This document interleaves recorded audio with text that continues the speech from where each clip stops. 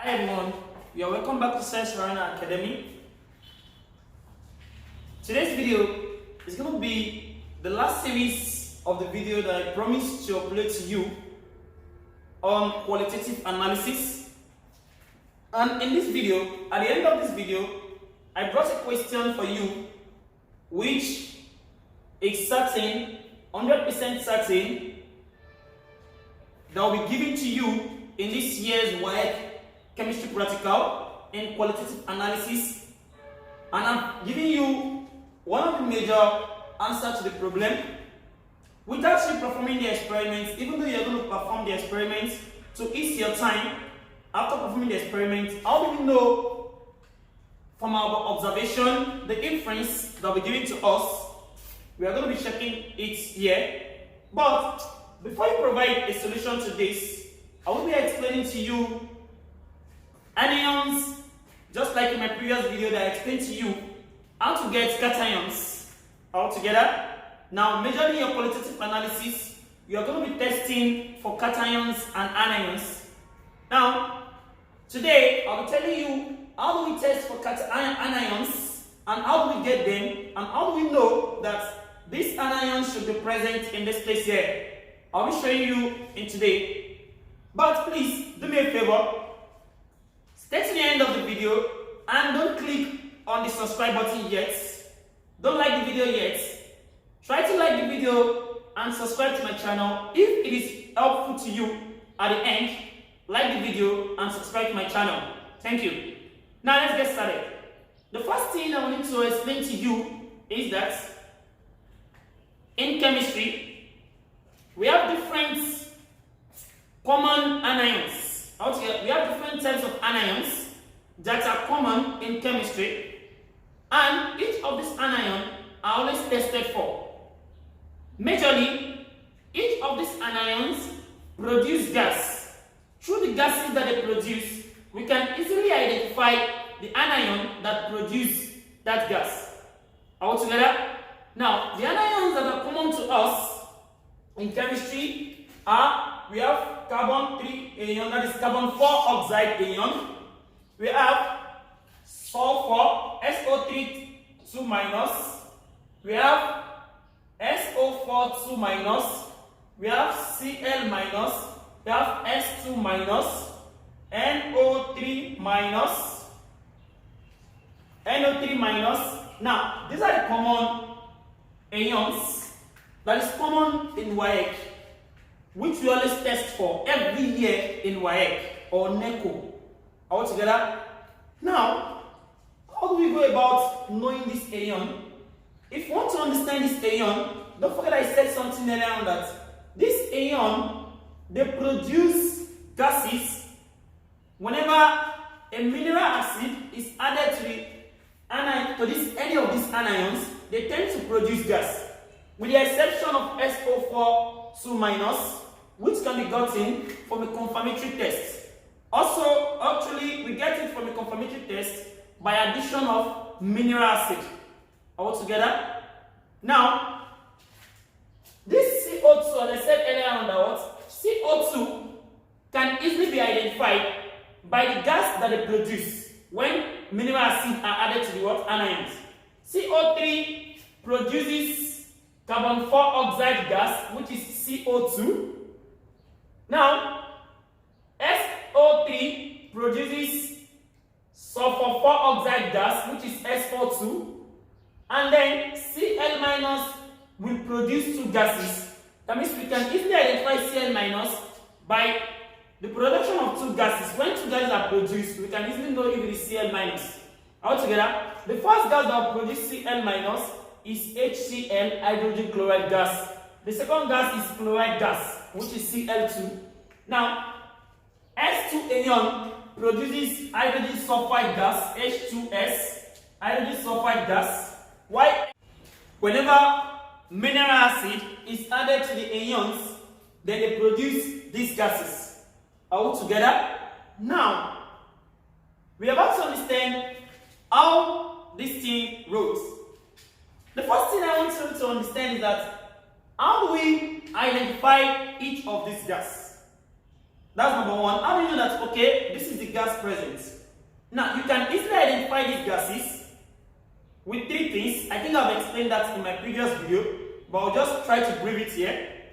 It can be identified by their color. They can be identified by their color changes color changes on litmus paper. And the third thing, we can identify them with their smell, their odor. There are some of these gases that are odorless. Some of them has odor. Altogether, now, CO2 gas is an odorless gas, and it is also a colorless gas. One of the things of identifying CO2 is that CO2 is odorless, it is colorless, and it tends to turn lime water milky. That is the characteristic of that. Now, its action on litmus paper, CO2 gas does not have any effect on litmus paper. Please, I'm going to be dropping a video link in the description below, which will take you to the video that explains all these gases, their action on litmus paper. Altogether, so to cut our time short, now my SO2 gas is not a colorless gas. Altogether, SO2 gas, as you can see here, SO2 gas is also a colorless gas. It is a solid colorless gas, but a gas that has smell, unlike CO2 that does not have smell. Altogether, now the same thing goes to HCl gas. This one is a whitish gas and it has odor. Are you getting it? It's kind of having a pungent smell. Likewise, Cl2. This one is a whitish gas, while this one is a reddish yellowish gas. Are you getting it? A reddish yellow gas. That is this Cl2. And H2S. H2S gas, it has a specific odor that we can use to identify that. And one of the major odors that we can use to identify H2S gas is that it smells like a rotten egg. Altogether, likewise, Cl2 also have a pungent smell and irritating smell. But this one smells like a rotten egg. NO2 gas can easily be identified by its color. It is a reddish brown color. Please don't forget that each of these gases that I listed here, they are acidic gas. And majorly acidic gases, they tend to turn blue litmus paper into red. That is the function of an acidic gas. So all these gases that is listed here, they are acidic gases. Altogether. Now, let's take a look at the action. Don't forget I said something that these gases again, how do you identify them? They can easily be identified by the action of mineral acid on the anions. And the mineral acid that we're going to be added to it, that is majorly what's given to us in Waec, is HCl hydrochloric acid, and H2SO4 tetraoxosulfate 6 acid. Likewise, sometimes you can have HNO3 triazonitrate 5 acid. Altogether, now these acids are mineral acid. We normally make use of this mineral acid to test for anions. Altogether, mineral acid are used to test for anions. Don't forget. Why alkaline like base, sodium hydroxide, ammonia, aqueous ammonia, alkalines. Mineral acid is used to test for anions, while alkalines like sodium hydroxide, ammoniacal solution, they are used to test for cations, that is positive ions. This one is used to test for negative ions. So whenever dilute HCl is added to the anions. Altogether, please note this solid that is here is representing salts. So if dilute HCl is added to the salts, and the observation given is that it produces an effervescence. If the observation given is it produces an effervescence with an evolution of a colorless, please note, you can easily find what you're looking for as your inference from the observation. Observation is what you see from the listing itself. What I see from the test tube itself, that's what we call the effervescence. Maybe the gas that it produces, sometimes when you open a Coca-Cola bottle, it tends to the gas that is there, which is the CO2 gas that is present inside the Coca-Cola bottle, tends to evolve out altogether. That is an effervescent moving out of that CO2 altogether in that Coca-Cola bottle. Now, if you see a kind of gas like that, but the gas that you're seeing is a colorless gas and it does not have any odor. Don't forget I said a gas that does not have odor is CO2 gas altogether. And again, its effect is that it has no effect on litmus paper, and also it turns lime water milky altogether. This showcases a gas is liberated. The gas that is evolved based on the property that is here. The gas that is evolved is CO2 and CO3 is present. Don't forget I said that gas is evolved due to the presence of CO3. Altogether, the CO3 that produces that gas. Now, the second thing is if you have a pungent colorless gas, if assuming the gas produced after addition of this is a pungent colorless gas.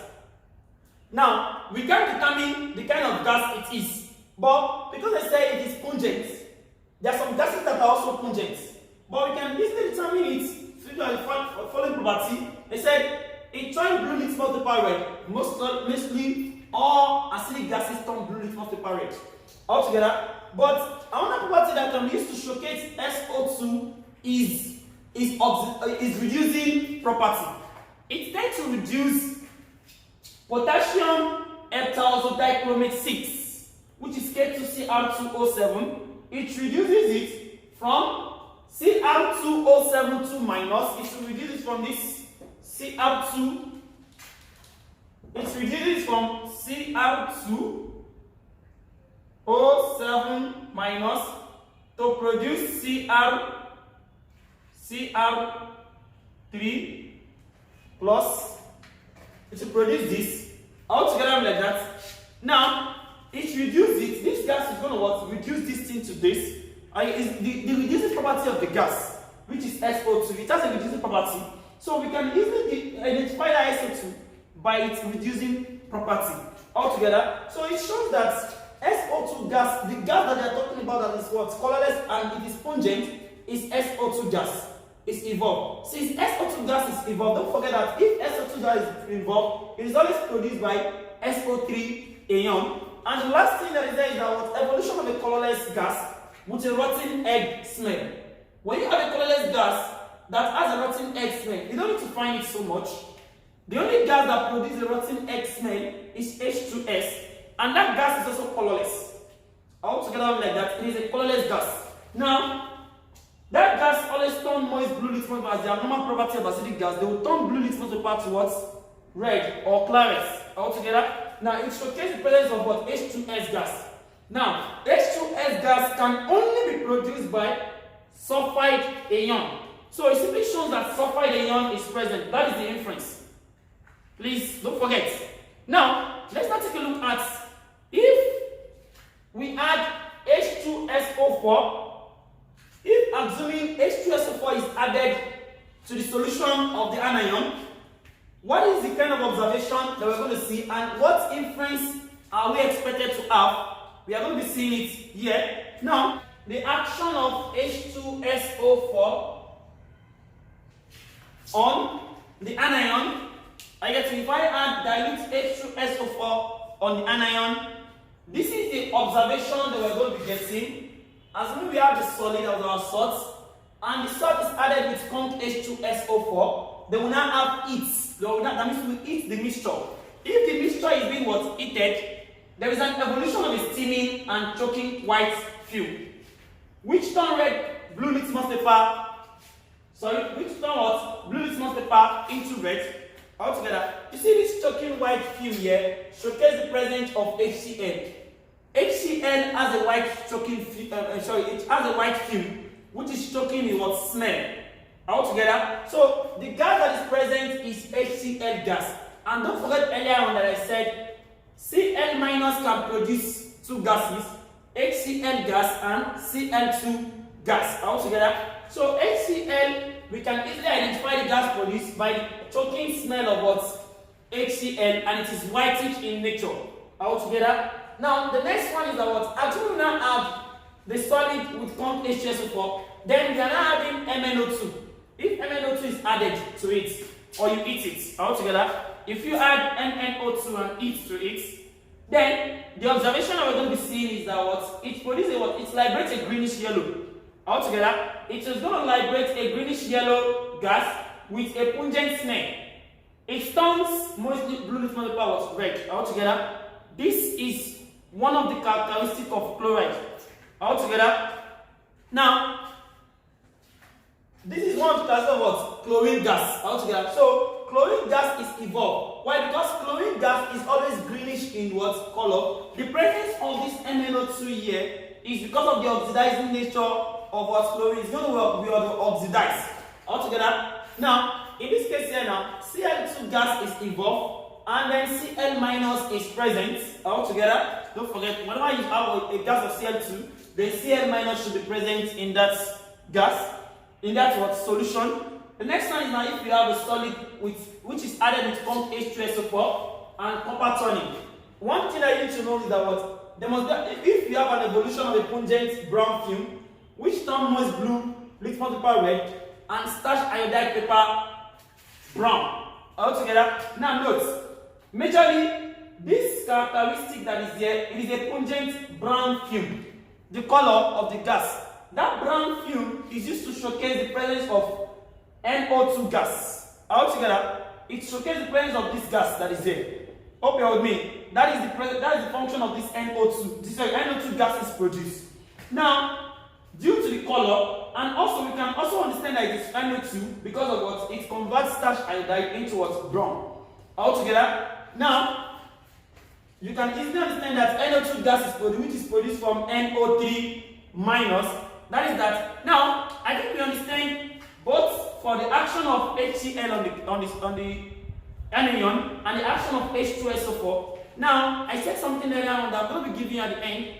That I said something about SO4. That SO4 can easily be identified by a confirmatory test.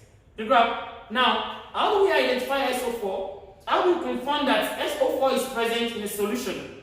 The graph. Although we can either add a barium chloride. If barium chloride is added to the solution, it showcases barium chloride is used to identify some specialized anions. Specialized anions as SO4 2 minus, SO3 2 minus, CO3 2 minus altogether, and S minus, S2 minus. These four ions are used to showcase. Barium chloride can be used to showcase each of these four ions. But how do we identify the one that is most present there? We can distinguish them. I'm going to be showing you in this place here. Let's take a look at this. Assuming we have something of this in a confirmatory test. Let me say I have the test here. I'm sorry. We have this.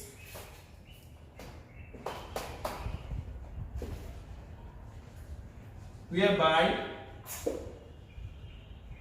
we have the solution plus barium chloride plus dilute HCl. We have a white precipitates altogether. Now the precipitates should be insoluble. It showcases the presence of this SO4 2 minus is present, comma, SO4 2 minus might be there, or CO3 2 minus, or SO3 2 minus, or S2 minus. Now, you now see, if I have this confirmatory test, you can use this confirmatory test to determine the presence of SO4. How will we now know that? I said any of these four might be present in the solution, but we can easily understand that if the one that is most present in that solution can be identified by the addition of dilute HCl.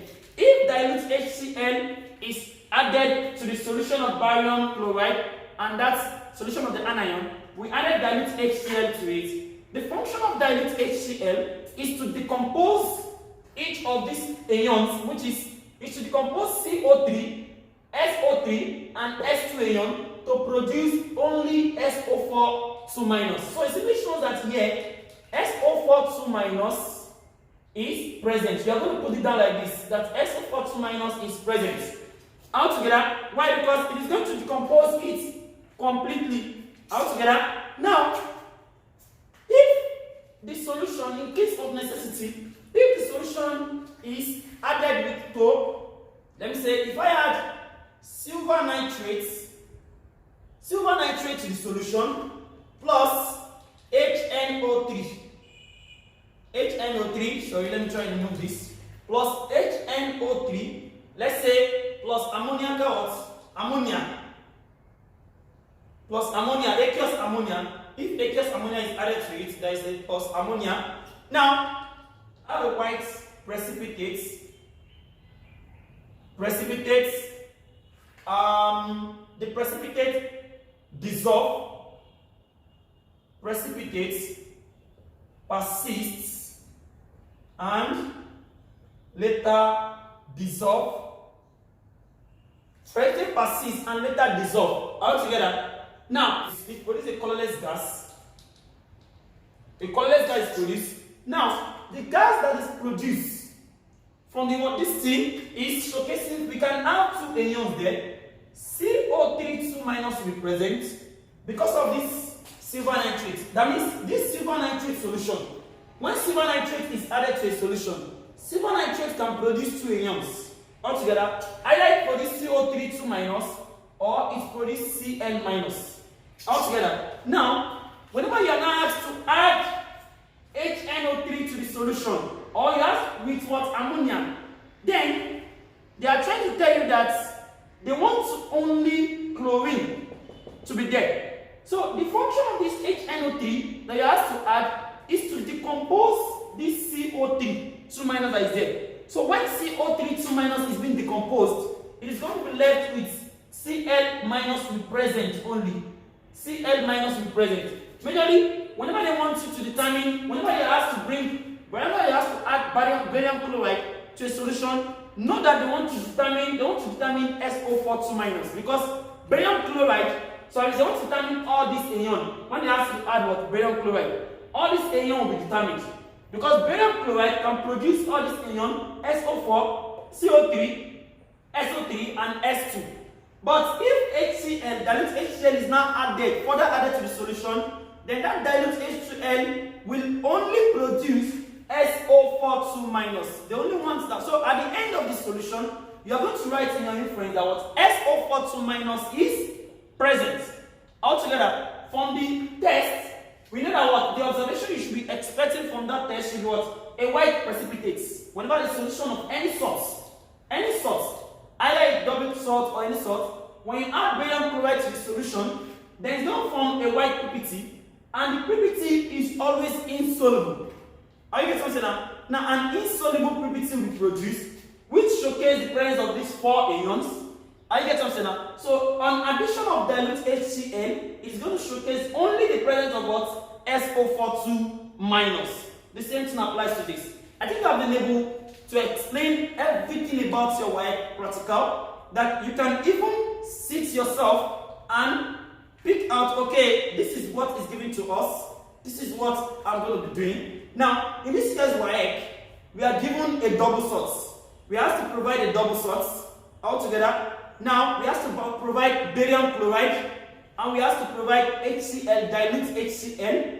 We have to provide sodium hydroxide. We should understand what our observation will be and what our inference is going to be based on what is asked to provide. Don't forget, if you want to understand this better, go through my video. And if you don't understand video, if you have not watched the video on cations, I'll be dropping the video link in the description box below. Just click on the link to take you to the video so that you can watch video on cations and how to determine cations. Now, as I get to hear that words, now you're going to help me out. Please help me out in filling this question, filling the box. We are given the test C plus H2O. Now let me remind you that what this test that I get to here, this is your Waec question. That is going to be 80% in this format. That's why you're going to write down for them in Waec. But I need the inference to this and the observation of this. I think most of you should be able to understand the observation that this is going to produce. I mostly have this observation down here because some of you are just not new. Now, sodium hydroxide is added in drop wise and in excess, then we eat it. If you eat it, what is it going to produce? That's what I want to know. Altogether, it said it's going to produce notes. Whenever you do this is a Waec. It's going to produce a green PPT formed. It's going to form a what? Precipitate that is insoluble. The color of the precipitate is what? Green, and the precipitate will be insoluble in excess. Altogether, when you put it in drop, are you going to produce a green PPT? Then when it is in excess, it will be what? Insoluble. Then, on eating it, it's going to produce a choking, irritating, colorless gas. Altogether, which turn red litmus paper blue. I need the gas. Tell me the gas. Altogether, if you can tell me the gas, you now tell me the anion that is present. Don't forget I said gases can be used to determine the anion that is present. Why? Because the anions are the one that produce that gas. So if you know the gas that will be evolved, that gas that is evolved, then what kind of anion is going to produce that gas? We need that. And also here, it said C plus water, C dissolve to form light.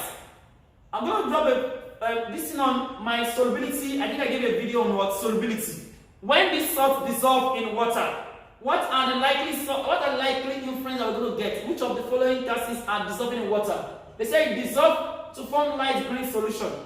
It dissolve to form what? A light green solution. Which of the following anions is going to dissolve? When you pour water in it, when you dilute it with water, when you dilute the salt with water, the solution turns blue, litmus paper red. What is the inference?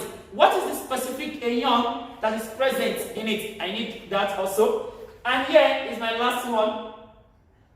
Add barium chloride with HCl.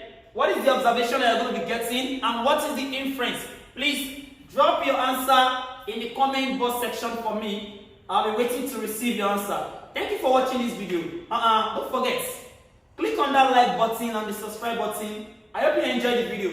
Just click on the like button and the subscribe button to subscribe to my channel and like my video. And don't forget to share the video with your friends. Thank you.